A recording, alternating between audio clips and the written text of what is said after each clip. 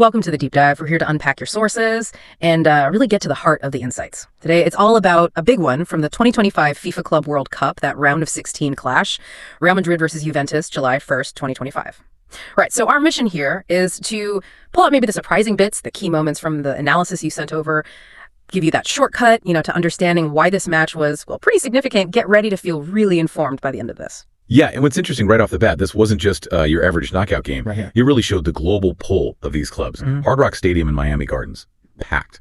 Almost 62,150 fans there. Mm-hmm. Huge attendance. And maybe more importantly, we'll dig into how Real Madrid really started to find their rhythm in the tournament here, especially after what some called a lackluster group phase. Okay, let's get into that. The first half, Juventus came out really strong, didn't they? Put Real Madrid under pressure early. You had Randall Colomwani, King Yoli set him up, 7th minute, I think. Yeah, that's right. Tried that chip just over Courtois' bar. Close one.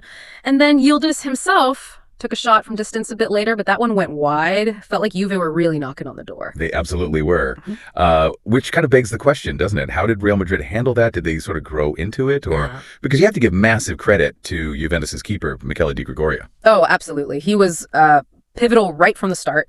Denied Jude Bellingham on that shark angle. Quick reactions needed there. Yeah. And then later, that thunderbolt from Federico Valverde just before halftime. He parried that away, too. An incredible save. It really was. Juventus, they must have been pretty happy to get to halftime still at 0-0, considering the pressure they soaked up late on. Di Gregorio was immense. So, okay, halftime, still goalless. What does this mean for the second half, then? More work for Di Gregorio straight away, but the deadlock did get broken. It did. He kept up his form early on, denying Bellingham again, and Dean Wyson too. But, eventually, something had to give. He couldn't stop everything, and the breakthrough finally arrived for Madrid. Right. And here's where it gets really interesting, I think. 54th minute, maybe the name everyone expected. Gonzalo Garcia, the Real Madrid Academy graduate, heads it in, the winner. Yeah. And this was his third goal in the tournament already. Came off the report called it a pinpoint cross from Trent Alexander-Arnold. And connecting that to the bigger picture, Garcia was only playing because Kylian Mbappe was out, wasn't he? Mbappe missed the whole group stage. Yeah. Gastroenteritis, I believe. Exactly. So Garcia steps up. Huge moment for him. And speaking of Mbappe, midway through that second half, the crowd just erupted. Oh, yeah. Mbappe chanting like crazy as he ran down to the bench to get ready. You could feel the anticipation. Totally. The 26-year-old, making his tournament debut finally, came on as a sub for Garcia, actually. The crowd loved it. So, looking beyond just the goal, this match gave us a glimpse, didn't it, of Real Madrid under Xabi Alonso.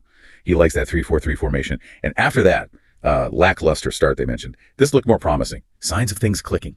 Yeah, it felt like they were finding their feet under him. At Juventus, though, despite those early chances, they kind of faded, didn't they? Real Madrid's pressing seemed relentless. It was. And as you said, Michele Di Gregorio, he really spared them a worse scoreline. He was outstanding. Absolutely. But it's fascinating about Mbappe's debut itself. The analysis mentioned he was often in a good position.